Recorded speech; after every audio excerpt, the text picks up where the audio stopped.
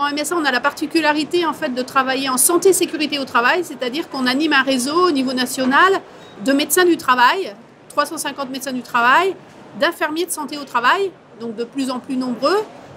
aujourd'hui 150, et de conseillers en prévention qui sont un peu les homologues des contrôleurs ingénieurs CARSAT. Donc 260 conseillers en prévention. Donc ces corps de métier en fait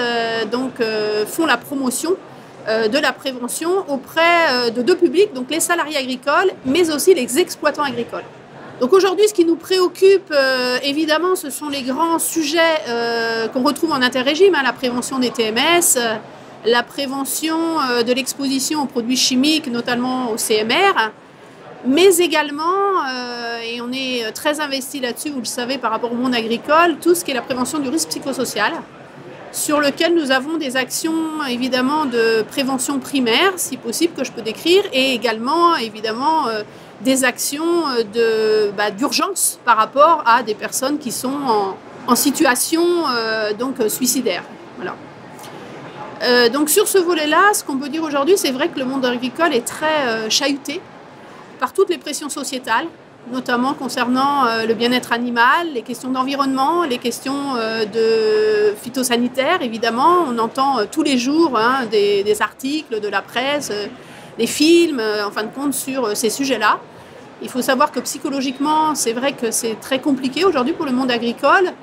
évidemment, qui est de longue date, en fin de compte, je dirais,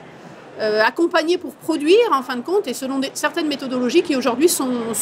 mises en discussion, en tout cas par la pression sociétale, par la demande, en fin de compte, des consommateurs. On travaille évidemment dans une dynamique, là aussi, d'en discuter avec eux. Donc on a par exemple une action de prévention primaire du RPS qui s'appelle « Et si on parlait travail ?», qui consiste à rassembler sur un territoire donné des exploitants agricoles, des salariés, mais aussi la famille, c'est-à-dire les femmes d'exploitants ou les conjoints d'exploitants, pour pouvoir, avec un support en fin de compte vidéo, parler de la réalité de leur travail, de l'amplitude de leur travail, des multiples casquettes qu'ils peuvent en fin de compte endosser, aussi bien en termes de... Ils sont décideurs, ils sont prescripteurs d'activité, ils sont aussi opérateurs, et quand ils étendent leur activité, quand ils, par exemple, acquièrent un nouveau troupeau, c'est aussi de l'amplitude de travail qui se prescrivent. Et tout ça, souvent, c'est pas anticipé. C'est-à-dire, on voit toujours la production à la fin et la rentabilité, mais ils n'ont pas peu de réflexion, en fin de compte, sur les conséquences, sur leur travail, sur leur vie familiale. Et du coup, à partir de supports qu'on a travaillé avec des ergonomes, et en présence de conseillers en prévention, de médecins du travail, mais aussi de personnes de l'action sanitaire et sociale, on fait débattre, en fin de compte, sur leurs conditions de travail, les exploitants sur un territoire donné. Et à partir de ça, déjà, on peut accompagner les personnes qui sont en grande difficulté, mais